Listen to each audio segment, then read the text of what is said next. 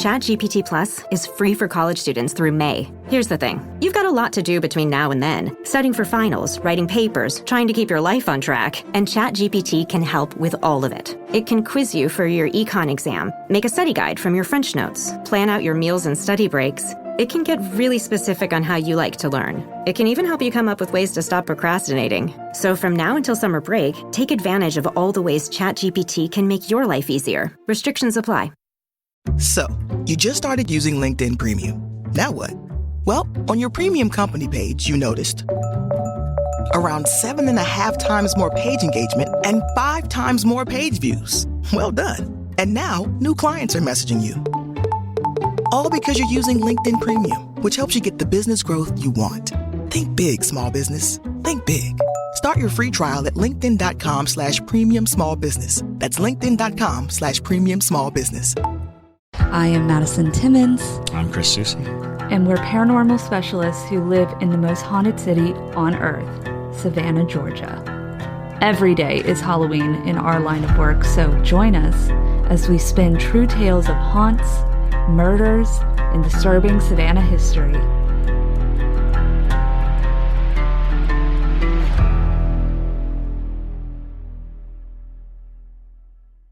I'm Madison. I'm Chris. And welcome to the most haunted city on earth. Hello, and welcome back to another episode of the most haunted city on earth. My name is Madison Timmons. I'm Chris Susi. And I'm Persimmons the Boogeyman. And you would know what that is if you watched our latest fix, if you were a parajunkie. Yes. Because Chris told us an enthralling Korean local legend from his mother's childhood. It was honestly a great story. It is. It's a great story. Like, Chris is a phenomenal storyteller, but that one's one of my tops right now. That was pretty fun. Yeah, JT's just going to be constantly referring to every tiger as persimmon for the rest of his life. Every boogeyman, too. Every boogeyman.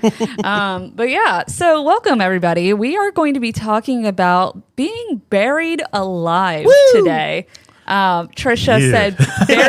He's like, I don't like that. That's just nightmarish to begin with, yeah. Trisha said buried alive is one of my greatest fears. Well, this episode is not going to make you feel any better about that, Trisha. You and Edgar Allan Poe.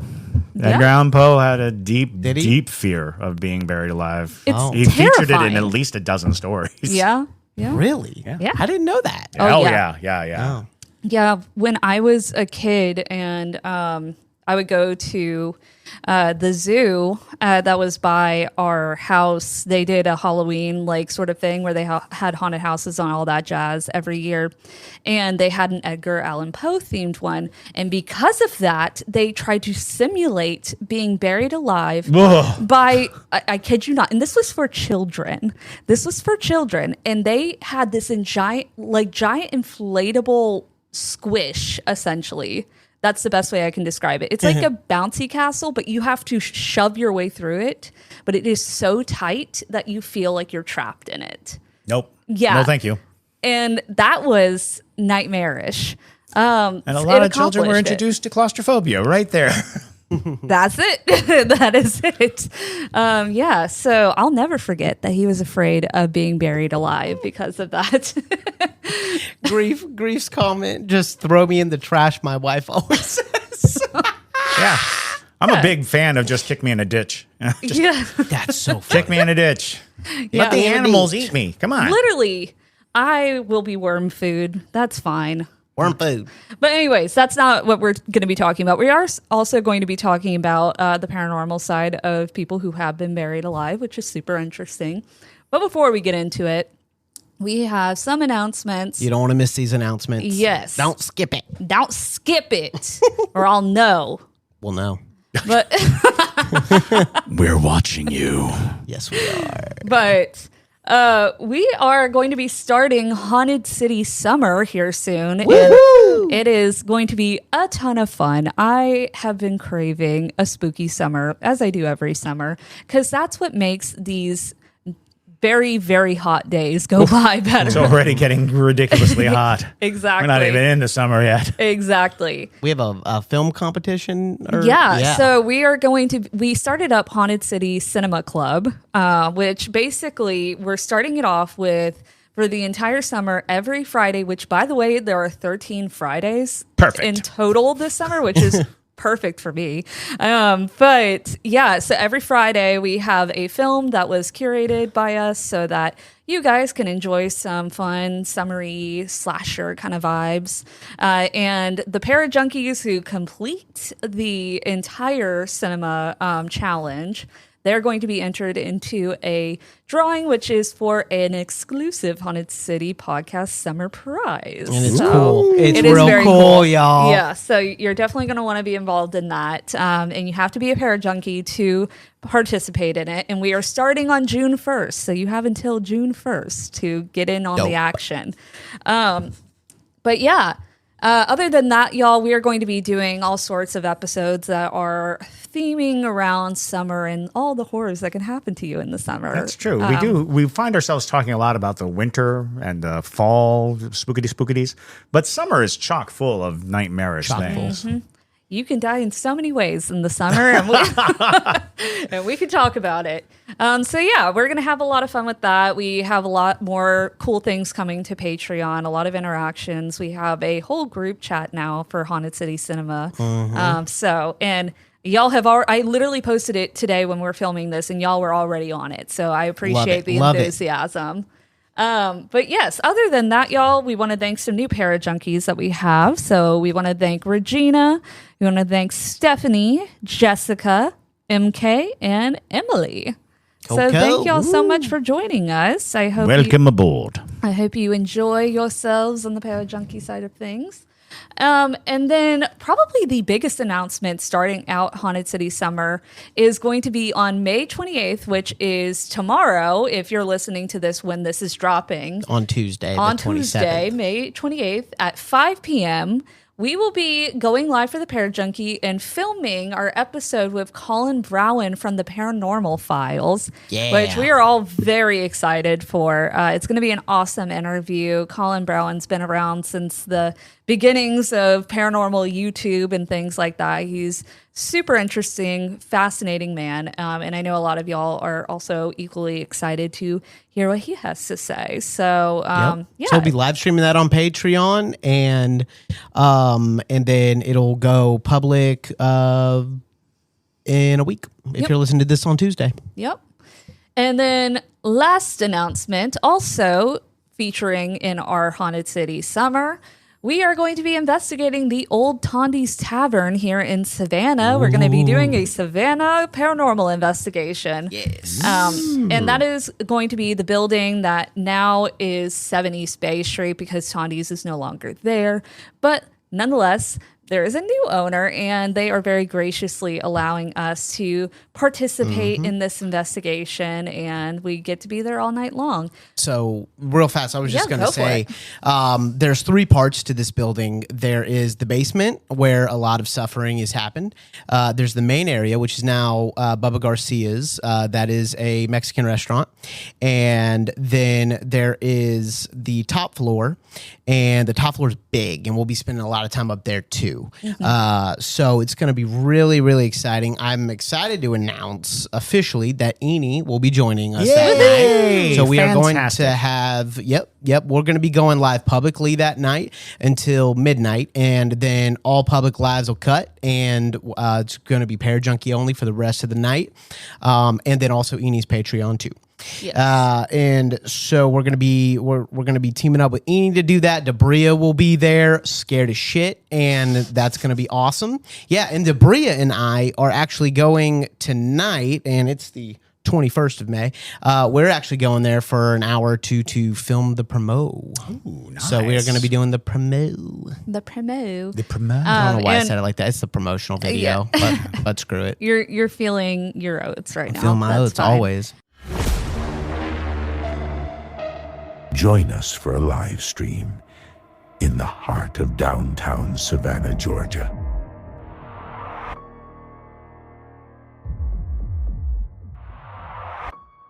Seven East Bay Street.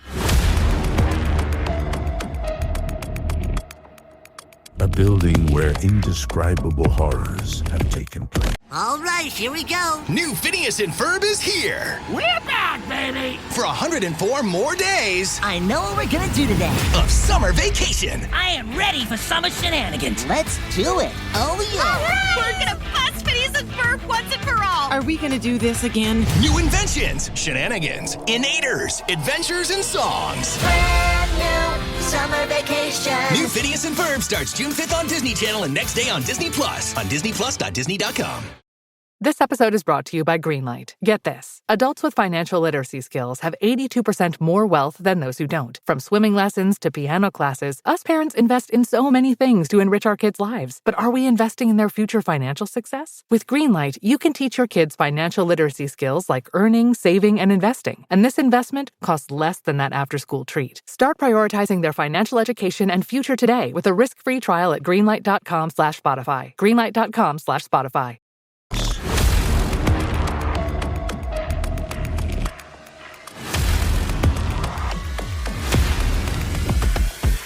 June 25th.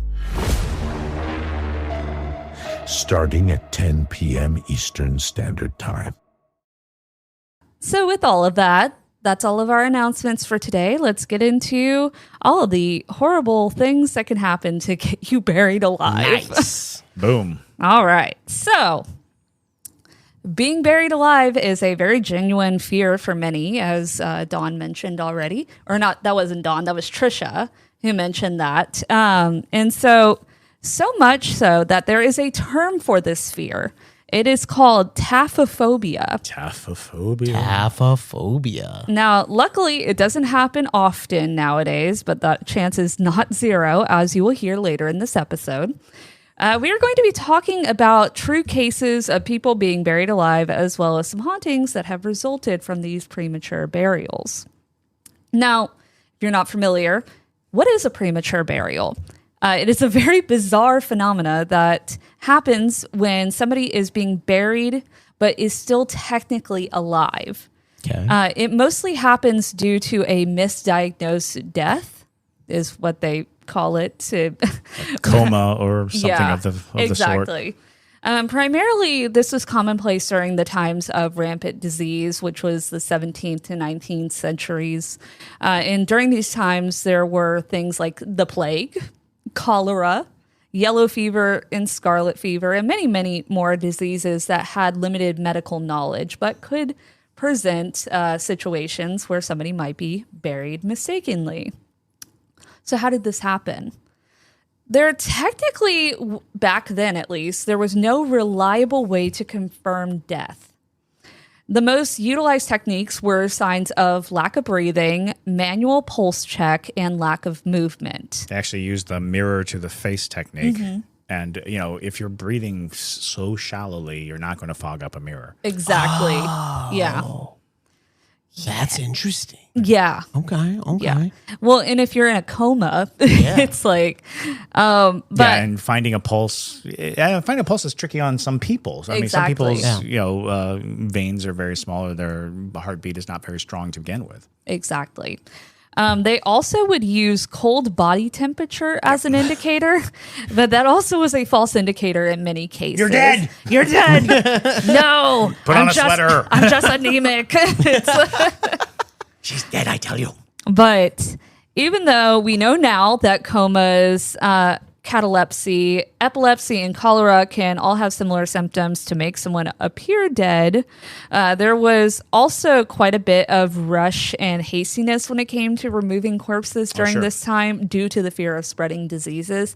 That was ultra common here in Savannah, which is why we had such lengthy wakes often. Yes. Well, the whole purpose of a wake. The whole purpose of a wake. And a lot of people don't understand that the word wake is right there in what you're doing. You're holding to see if the person wakes up because it was common enough.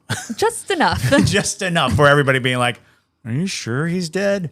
Well, he seems awfully dead. Well, why don't we just wait? Have a couple of drinks? And then we'll see what happens. So it was very commonly believed that corpses spread disease, but also in a few cases, it was because of superstition and religion. Some cultures believe that the spirit of the past individual would linger near the body, so they wanted to bury the person as quickly as possible to allow the spirit to move on. And also an interesting point about like rapid burial. There are cultures and subcultures where like you have to bury them within 3 days. You have to bury them within 2 days. A lot of that is because there were scavenger animals. A lot of that was because the climate itself would make the body almost unbearable to be around.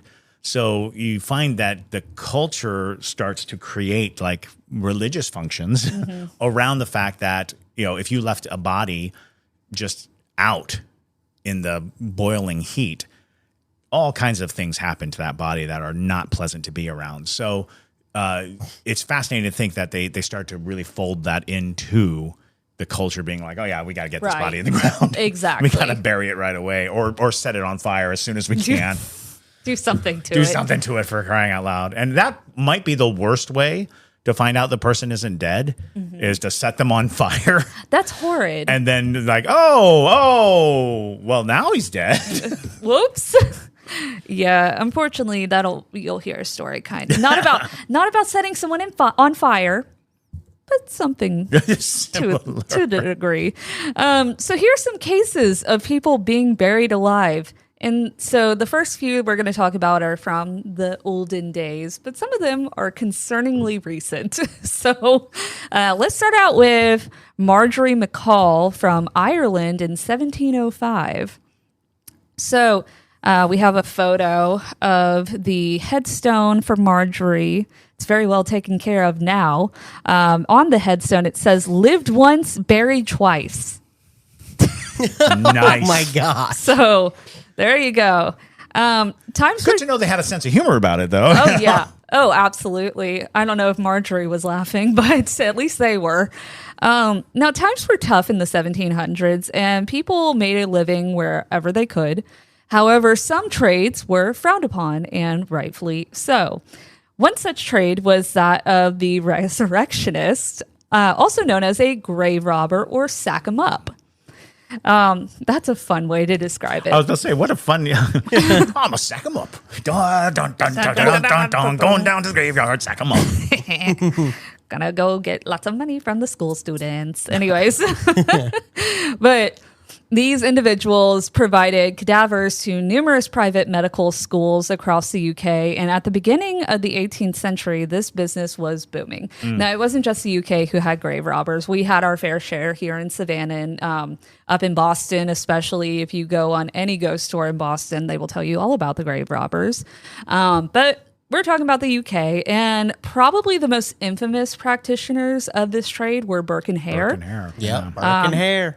Yeah, we saw something from Burke and Hare. What was it, we saw their notebook that was bound in human skin. Just honeymoon stuff. Yeah, you know. We saw that on our honeymoon. It was very cute. That's lovely. Yeah, and it's free to see at the Museum of Surgery, I think. Yeah, Museum of Surgery. That's what it is. In Edinburgh. Yep. And then like 2 days later, we went to the Loch Ness and just sat there and looked for the monster. We looked for Nessie. That's literally our honeymoon. Yeah, and it was great. Wonderful. It was delightful.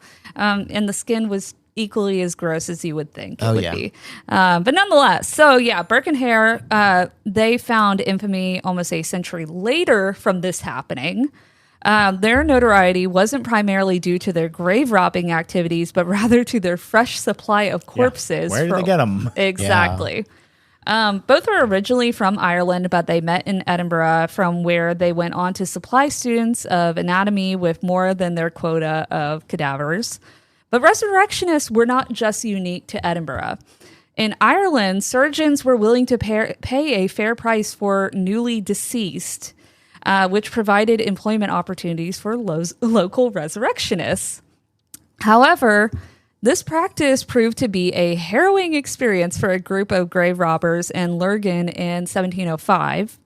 Marjorie McCall, who was a doctor's wife, she resided in Church Place, Lurgan, Armagh, where they lived in apparent happiness. They had a great life. However, when Marjorie fell ill, her husband, John, was consumed by worry. And in the early 1700s, many illnesses that we now consider minor could be fatal. And the fever served as a broad term for many of these ailments. Tragically, Marjorie succumbed to her fever, at least what they thought, and was hastily buried in Shankill Church of Ireland Cemetery, near her home in Church Place. The burial was hastily performed to prevent the spread of the fever, but it was not the end of her story. Instead, she became one of Lurgan's most renowned women, still to this day, and her memory continues to be celebrated. There was quite a commotion at Marjorie's wake concerning a valuable ring she was wearing when she was buried. And many of the mourners tried to pry the ring from her fingers, but probably anticipating grave robbers who would desecrate her resting place to steal it, or they were just being greedy. We don't really know why. We're hoping that it was over the grave robbers, but they might have just wanted a nice chunk of change from the ring. Yeah. But tragically, Marjorie was buried still wearing her beautiful gold wedding ring. However, due to her husband's inability to remove it from her swollen finger, news of the treasure leaked out to the resurrectionists, who saw an opportunity to gain a bonus. Ugh. Blah. Oh, it gets worse. Okay, so after the wake, which was traditionally a way to avoid premature burial, as the family of the deceased would sit and watch over the body for a few days to see if the person awakened, Marjorie was interred into Shankill graveyard, and that evening, before the soil had time to settle on Marjorie's coffin, grave robbers visited. Working under the cover of darkness, they dug in the dirt until they reached and opened her coffin. True to the rumor, the ring was still on her finger, and before removing her body, they attempted to steal the valuable item, but it wouldn't budge, because remember, her fingers were swollen. But being the businessmen that they were, Nope. Don't like it. they weren't about to let such a prize end up on a surgeon's slab. Don't like it. No. Since she couldn't get any deader, is what they thought. Oh, no. They agreed to cut off her finger to free the ring. Oh, wow. And as soon Do they get a discount? I mean, are they going to give a discount to the? It's like, yeah, we had to take a finger, so we'll shave off a farthing or two. But as soon as blood started draining from Marjorie, she awoke from her coma-like state. Oh, sure. Or as some called it, a swoon. A swoon. If your swoon can be mistaken for death, you need to work on your swoon. Exactly. She sat bolt upright, her eyes wide with surprise, in a wail that echoed through the graveyard. Oh, cool. I'm sure it was also accompanied by the wailing of some grave diggers who are soiling their pants. Exactly. Can you imagine? Just getting the nerve up to cut the finger off to begin with, and then it screams at you. They don't tell you, but the grave digger just died right there. Right into he's the in hole. that grave. Not Marjorie. But so regardless of the truth of all of this, the fate of the body snatchers remains a mystery, and one account claims that one of the men succumbed to fright on the spot. No. Yes. That's how you tell a story. Exactly. The only dead person in the story. Literally, well, she'll die later, don't worry. But another suggests that they both fled in terror, never to return to their occupation. Oh, there you go. I know what happened. What They happened? were so terrified, and then all of a sudden they realized that they can create a dead body and get away with murder. Then they took the shovel, killed her, took the ring, and she came back, I spit on your grave style, and murdered them both. Oh, see? Well, See? It's like a 1700s Birkin hair nightmare. Yeah. I mean, that's fun for like a movie, but unfortunately, that's not the tale of Marjorie. So, anywho, regardless, though, with newfound strength, Marjorie rose from the ground and stumbled the short distance to her home. Oh my gosh. She walked home.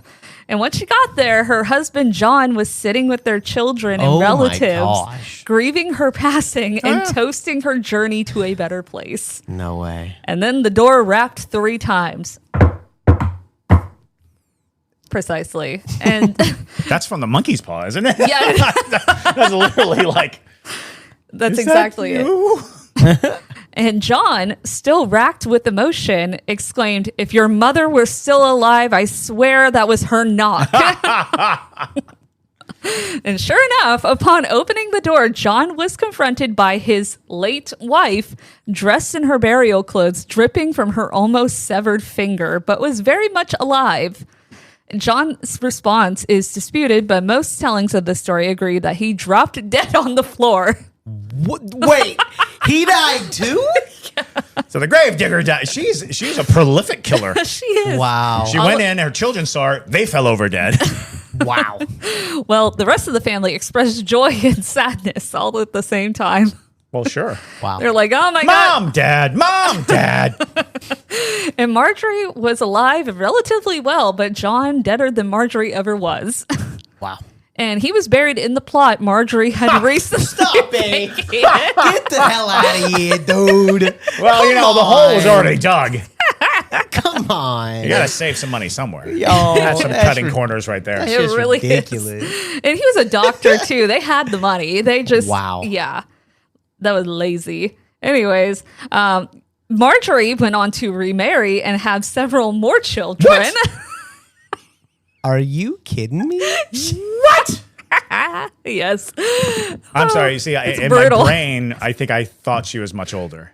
No. Like in my brain, Yeah. I was seeing a 50, stately 60, yeah. older elder woman, but obviously she was just like a fighting youngin. Oh, you were seeing like an old lady. Yeah. I was so you're saying like Aunt 80 May. or 90. Oh, Yeah, okay. I was saying white haired, austere. Oh, okay.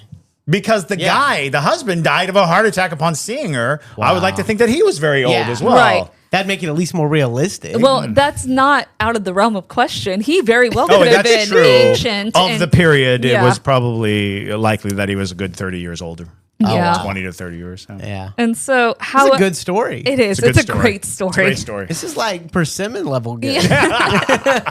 And however, there was a rumor that she left the grave pregnant the first time she came out of the grave by an interesting. unspecified suitor. Oh, no. Huh? Yeah, that's It was the all a plot to kill the husband. Okay. From the What the beginning. f- She faked her death so that she could come back and give him a heart attack and marry her lover, Yeah, Wow. but that's who was a just gravedigger who also died of a heart attack. So it's just a rumor. Let Marjorie be a little hoe. That's okay. However, when she did finally pass, she was returned to Shankill Graveyard, and to this day, her gravestone still stands. And its inscription, like I said at the beginning, That's is crazy. "Lived once, buried Died, twice." Buried twice. That's Lived cool. once, buried twice. That's cool. And actually. she is Dang. still remembered by the townspeople of Lurgan today, and it's said that on occasion she can be seen wandering Shankill Cemetery. Wow. I'm sorry. Where did you say the cemetery was again? It's in Ireland. Ireland. Okay. Shankill. Shankill. It's a very, very Irish story. It is. It's an Irish story. They Rowan just, said, needed to add some singing and some drinking. and it would be exactly. perfect. There you go. Rowan said, no, the husband took her plot. Yes, it's true. In all ways. The husband was buried in the original plot. Unbelievable. That's so funny.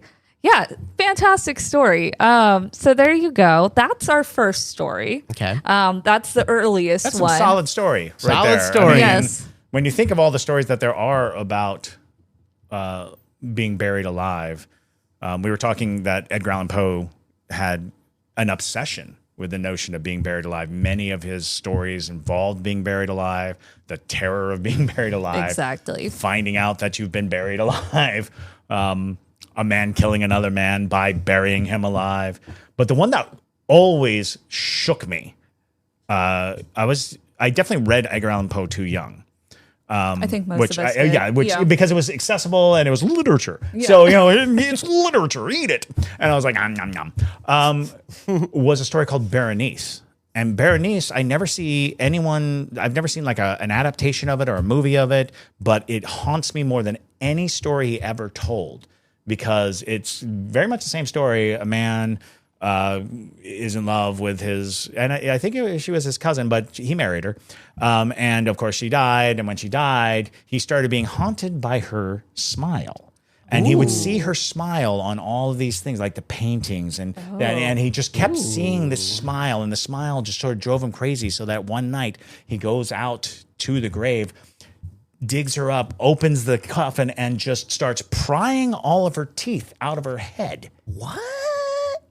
And when they realized that this is what had happened, that that he had taken the teeth out of her skull, and they went to the cemetery, they looked at the inside of the coffin and saw that she had been scratching on the inside of the coffin. Oh my She was alive in the coffin. She was alive when he was pulling her teeth out. He ended up, because she was so screaming and causing him such anxiety, he finally just decapitated her with a shovel. Oh my But God. she was alive, and she must have thought that she was being saved. She was being rescued. When the coffin opened, it was like, I'm saved. I'm going to be alive. And then he started ripping her teeth out of her mouth. Oh my God. And I still, I'd say once a week, think about Berenice. That's awful. And how old were you when you read this? 9 years old. And it was in a childlike book, because it was like almost like it was an illustrated cutesy book. Yeah. Wow. I say. Not everybody's going to go read that book. Yeah, go read Berenice. It's actually a really good. I haven't read it since because it scarred me, but understandably. No, this next story is not as gruesome, I guess, as that. I don't know if anything's as gruesome as that, but that one was fiction. So there you go. This was real. We're going to talk about Octavia Hatcher from Kentucky in 1891, and these statues and headstones will make a little bit more sense as we get into it. But there is a legend about a spirit that haunts Pikeville, Kentucky, and this spirit has become an integral part of the city's lore surrounding Pike County. Pike County, and people in the area can recount numerous versions of how she died, lived, and manifests in her spectral presence in the local cemetery. Okay. She's very beloved by the town.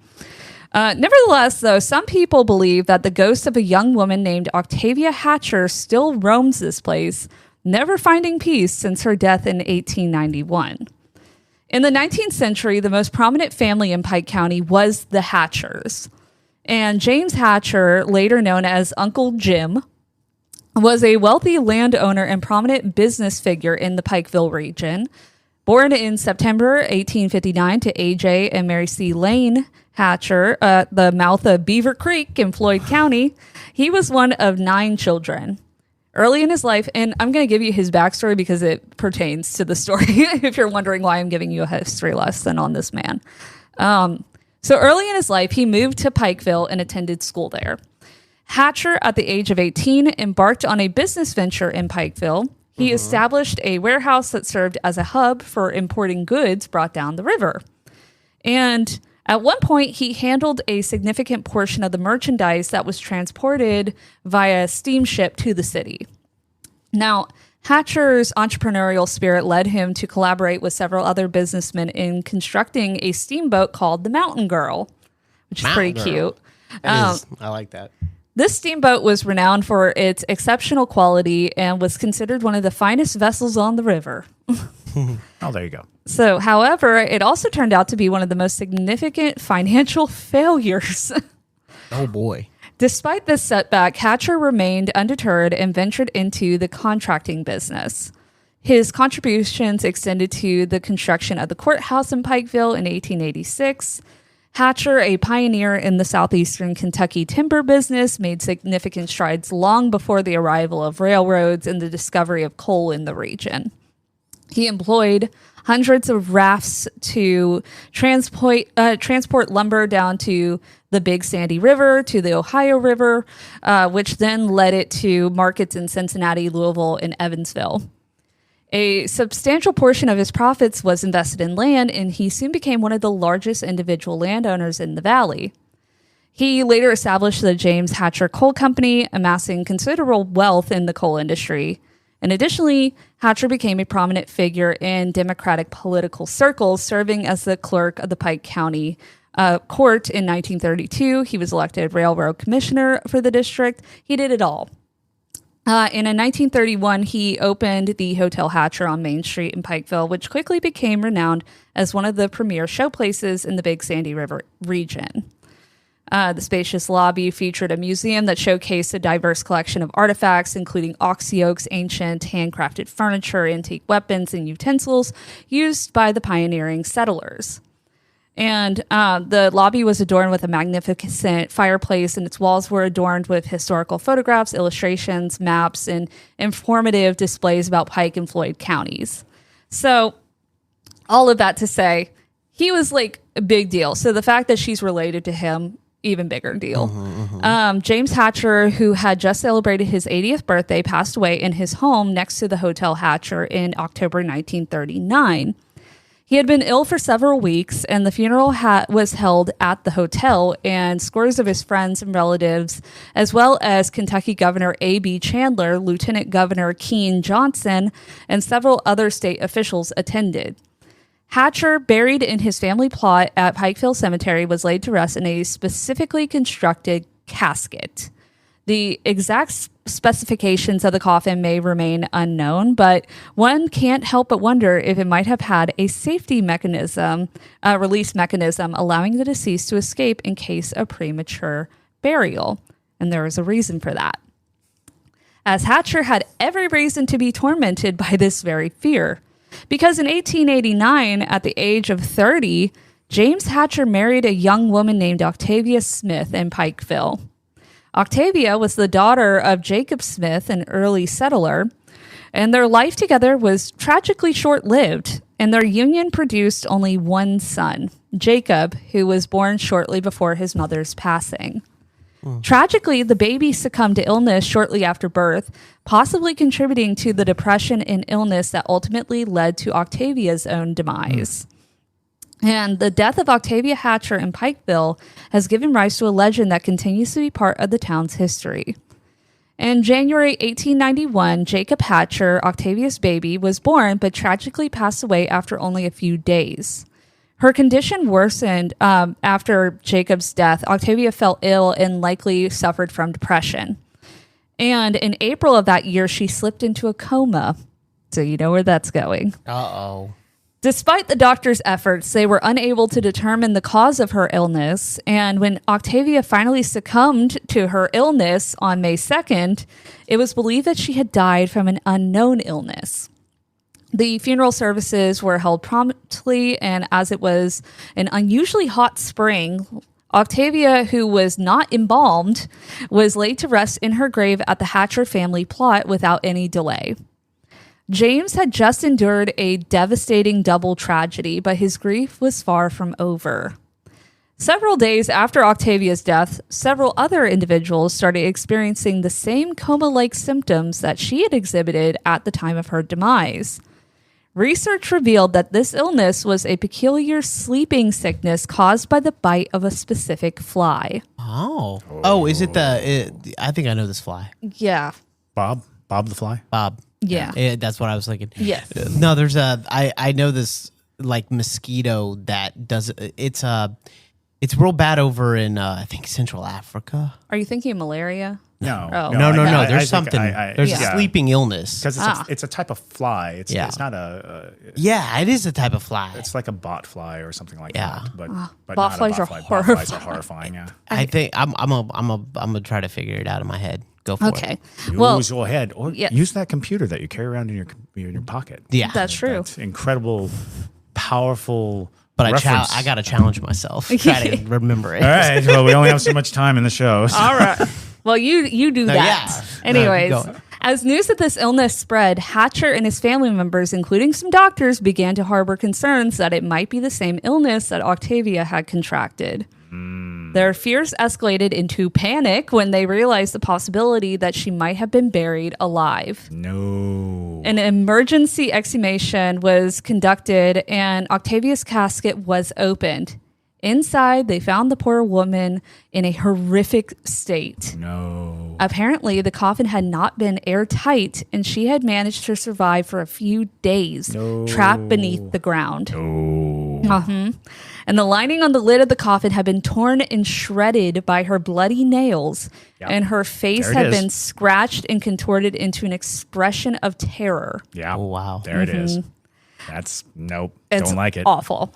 Don't like it. Unable to escape, she had undoubtedly succumbed to a terrifying death. And Octavia was reburied, but James's heart was shattered. To honor her memory, because he felt so bad for burying his wife alive, he erected an expensive monument on the site, a tall stone that bears a likeness of Octavia standing atop it. Once a carving of her baby was placed in the statue's arm, but unfortunately, idiots have managed to break it off, leaving the infant lying on the ground next to the marker. Oh, my Lord. That's why she has a broken hand in the photo. Okay. And, don't like that at all. That's the worst choice you could make, truly. And as the years passed, the peculiar and unsettling tale of Octavia Hatcher's final moments began to circulate in Pikeville. Eventually, like many legends, the story underwent transformations, distorting its original essence. But as the story of Octavia Hatcher gained popularity, it transformed into a more chilling urban legend. Sure. Students from the college and teenagers from the surrounding area would flock to the cemetery on Halloween night seeking paranormal experiences. They would tell tales of the statue coming to life on certain nights, kind of like Gracie, driving away anyone who dared to trespass. And during this period, a tragic incident occurred when someone broke off the arm that held the stone infant. And those vandals also went to the trouble of climbing onto the monument to bother the statue themselves, leading to yet another and perhaps what is wrong with people? Literally, leading to yet another and perhaps most popular version of the story. According to this version, Octavia's spirit was angry at the people of Pikeville for allowing her to be buried alive, as one would be upset about. And consequently, she would literally turn her back on the city on the anniversary of her death. Oh, yeah. I've told you about the Off-Post Chapel in Fort Riley, Kansas, where the Christ turns around. Yes, Oh, yeah. you have. Yeah. Very similar in that regard. And so on these nights, the statue mounted on her grave would turn on its pedestal and face the opposite direction from where it had been previously, which is super creepy. Enough of a common thing. There must be something illusionary about these white statues that cause that effect of believing that they're facing the other direction. Because I've heard that about several, and I've actually seen it in Fort Riley, Kansas. It's very peculiar. It is very peculiar. And the story was never accepted as truth for many years until it was finally revealed that the movements were the work of clever college students. Sure. Even after numerous stories debunking Octavia's existence, the rumors about the cemetery's haunting persisted. Visitors, particularly those residing on the hill where the cemetery stood, frequently reported hearing strange cries in the darkness and encountering a mist apparition near Octavia's grave.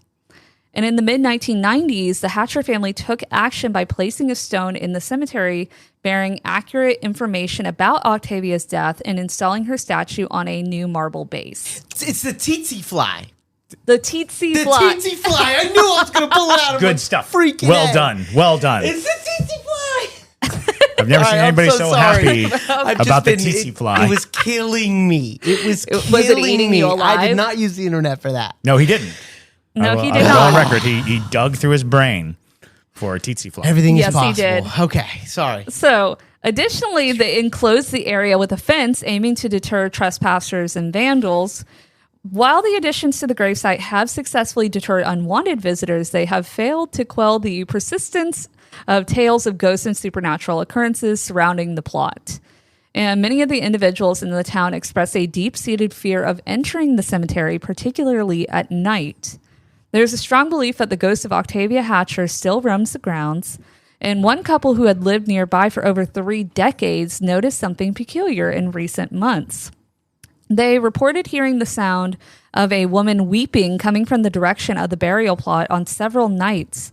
However, when they checked the area, they found no one in the cemetery.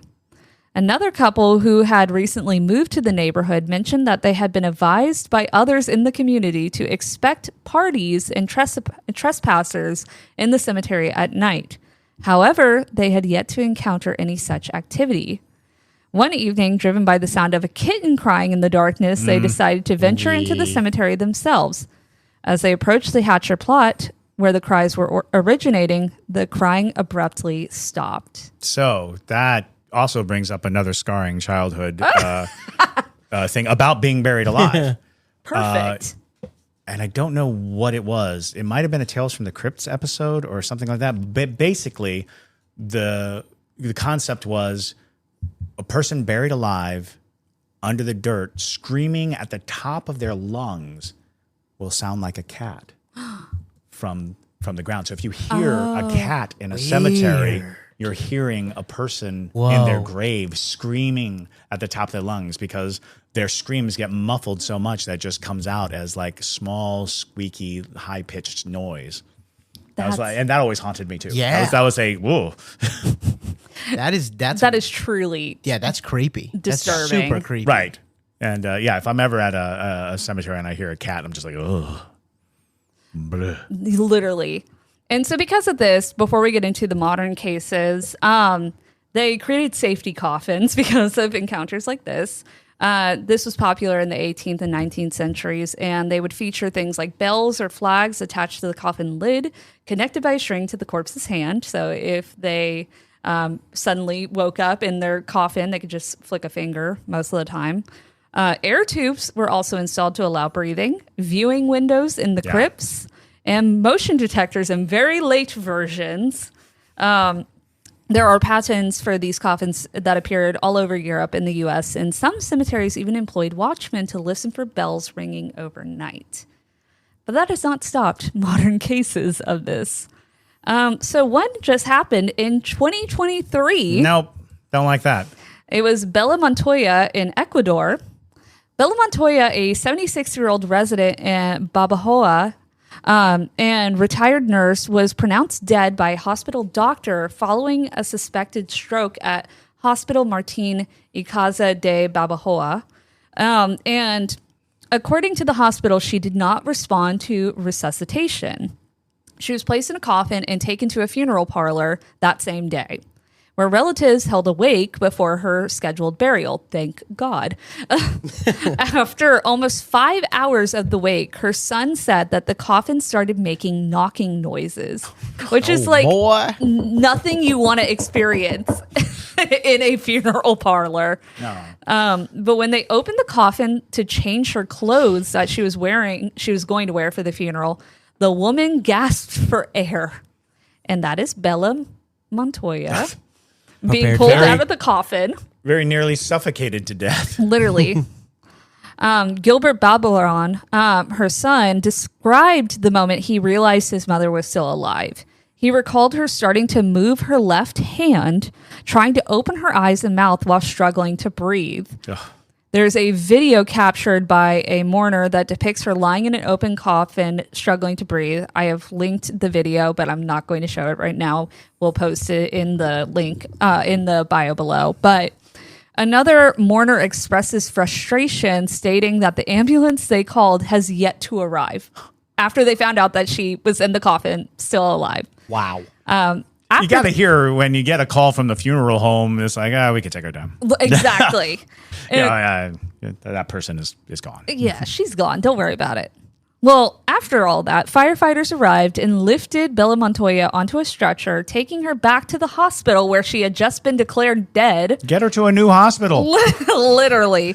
And her son told Ecuadorian media that she was in intensive care, but was responsive.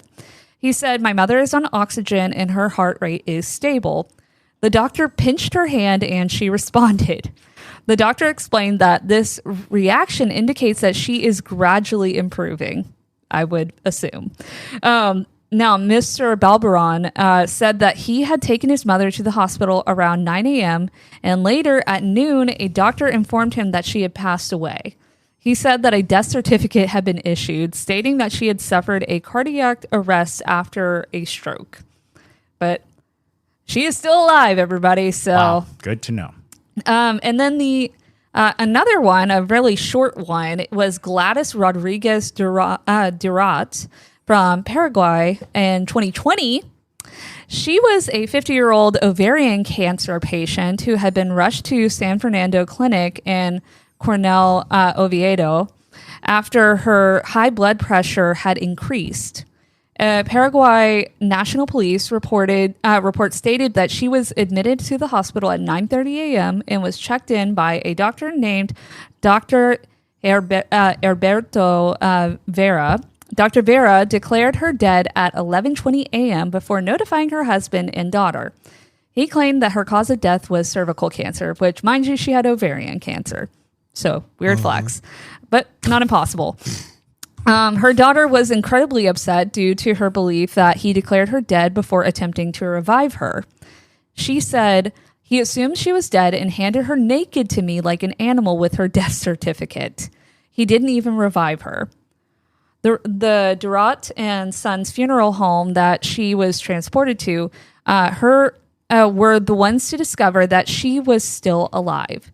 They said she was moving inside the body bag after the hospital delivered her. No. And she was immediately rushed to one of Paraguay's Social Welfare Institute medical facilities. And she came back to life. Thank God. Anyways, and then our last one, which is one of the more disturbing ones, but also kind of harrowing. Walter Williams from Lexington, Mississippi in 2014. That's why I said all of these are concerningly recent, which is... Yeah. So don't like that. This is Walter, and that's where he's going to be going. And this was Walter in the hospital.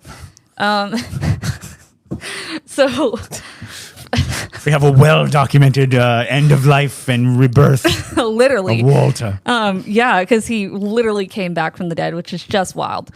So February 26, 2014, Coroner Dexter Howard received a call from Walter Williams, also called Snowball. Hold on. Wait a minute. Back up. Yes. Are you saying that Walter is also called Snowball? Yes. That is his name. Is he a blues musician? He might have been. I mean, it's Mississippi. It's the deep South. He could have been. Snowball Williams. Snowball Williams. I love it. I love it. I do too. You need to. Now we know why he came back. He had to. He went down to the crossroads. Next script you're writing. Next script you're writing. Oh wait, hold on. I missed the joke. What'd you say? The blues musician selling his soul. To the devil? To the devil. At the crossroads. At the crossroads. And his name's Snowball. You need to write that. Yeah. Snowball Williams. Snowball, his hospice nurse, who said that he had passed away at 78 years old, was the one who called the coroner. And a family member also called saying the same thing. So everybody was in agreement that Snowball was gone. But I can only see a cat. No. But Howard and Byron Porter, the funeral director at Porter and Sons Funeral Home, arrived to collect his body. The coroner himself checked Snowball Williams's pulse at about 9 p.m. Also really weird that everybody's supposedly fake dying at a 9 o'clock period, either in the morning or at night. But also... It's a perfect time to almost die. I guess so. Because you don't ruin your whole day. Yeah, that makes sense. But the coroner also pronounced him dead. So even the coroner said Fun that. fact. Coroners do not have to have any medical experience whatsoever. That's disturbing. Really? Yes. A coroner is an elected position or an appointed position, and it can be anybody, and their job is to sign off on death certificates to determine cause of death, but they don't actually have to be medical doctors. Well, goodness gracious, that's terrifying. If you didn't get scared by anything in that episode, that should scare you. The coroner can just look at you and be like, "Oh, that's a dead person right now. He's gone." I don't want to touch it. Well, Howard's direct quote was, "There was no pulse. He was lifeless." The coroner finished up the necessary paperwork and placed it into the body bag along with Snowball in it, and then took him to the funeral home. When they got there, the body bag moved. What? Howard said, "We got him into the embalming room and we noticed his legs beginning to move, like kicking. He also began to do a little breathing. They immediately call an ambulance and took him to the Holmes County Hospital. The only theory that they had was of how this could have happened was that Williams's defibrillator that was implanted beneath his skin on his chest kicked in and jump-started his heart after he was put in the body bag. No way. Right. Yeah. Just like a freak It might have been miracle. going off. Yeah. Right. Yeah. That's fascinating. Yeah. That's interesting. Although I've spoken to many people and seen it myself, human bodies, when they die, do move. Yeah. That is there's true. a bunch of interesting like sub routines that the body goes through. Even rigor mortis can actually cause muscle contractions. The last impulse that is sent from your brain through your nervous system takes a while to get to because the circulation has gone off. But like people open their hands, close their hands. The most Sit up. jarring one is Yeah. the sit up. Yeah, you're seeing somebody sit up and you're like, they're alive. It's like, no, it's just a series of things. So it's kind of interesting because I think if you've been around dead bodies enough, you're probably going to be like, oh yeah, that happens. Right. So it might take more than just like a single move. Exactly.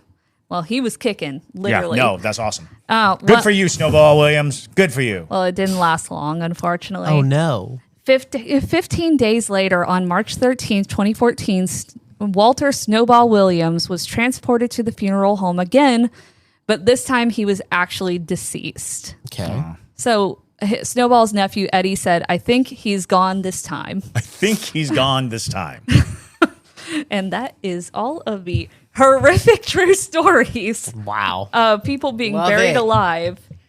Love it, So, love it, yeah. love it. That was great, Madison. I told What a you it was going to be a good-ass fun episode. episode. You were telling me because Buried alive is Madison will. She loves doing research and she loves history and everything. So she will sit there and find these stories and read about them and take notes and just learn and learn and learn. And this one was great. You killed this. And my Leah said, I would simply pass away into the ether if a body sat up on me. Right? I agree. But, if you're a trained corpse professional, I guess, you should be prepared for that situation. Yeah. There's actually, speaking of the postmortem fart, which is true. Your body fills with gases and it escapes through orifices. More disturbing than the fart is the fact that it will pass through your throat and cause a guttural, almost It's awful. gurgly sound, but it can activate your vocal cords too. So when the gas is escaping through your throat, it can make this sound, and it makes you think, oh, he's alive. He's alive. But he's not. Ugh. Wow. Blurg. So I hope that we have unlocked some nightmare fuel from these real stories and Chris's childhood trauma, thanks to Edgar Allan Poe. But if y'all enjoyed It's this, disturbing. Literally, it's so disturbing. And again, I thought it would have been a more popular thing. All my life, I've been like on the lookout for a Berenice like movie or something. Right. No movie. Well, it sounds like we need to make it. Yeah, exactly. But It's a reasonable short. yeah, exactly. But alrighty, y'all. That's all we have for you today. But thank you again for listening to this morbid but kind of funny episode. Right. There's room to laugh, but it's an uncomfortable laugh. It is an uncomfortable laugh. Those But are the best ones sometimes. exactly. But yes, so we're going to go ahead and wrap it up. If you enjoyed this episode, do make sure to like it and subscribe if you're listening on YouTube, or follow us if you're listening on all the other podcast platforms. And there are photos of a lot of this. So if you're listening on Spotify, make sure to check out the Spotify photos, I guess, or whatever is that a thing? Oh, no. Video? Okay. No. Yeah, it's Spotify video. Okay. Just switch over. Just switch over to Spotify video. Not if you're driving. Not if you're driving. Yeah, you could also watch it on YouTube if you are okay with the couple-hour delay, because it's 12 a.m. on every Tuesday on Spotify, and then it's 5 p.m. For the algorithm on YouTube every Tuesday. But Also, don't watch YouTube while driving. don't watch YouTube while driving. Boo. That was me sneezing. Sorry. That's okay. Well, with that being said, my name is Madison Timmons. No, I'm Chris Susi. And stay spooky, y'all. And don't die. Or don't almost die. Don't almost Go ahead die. and always die.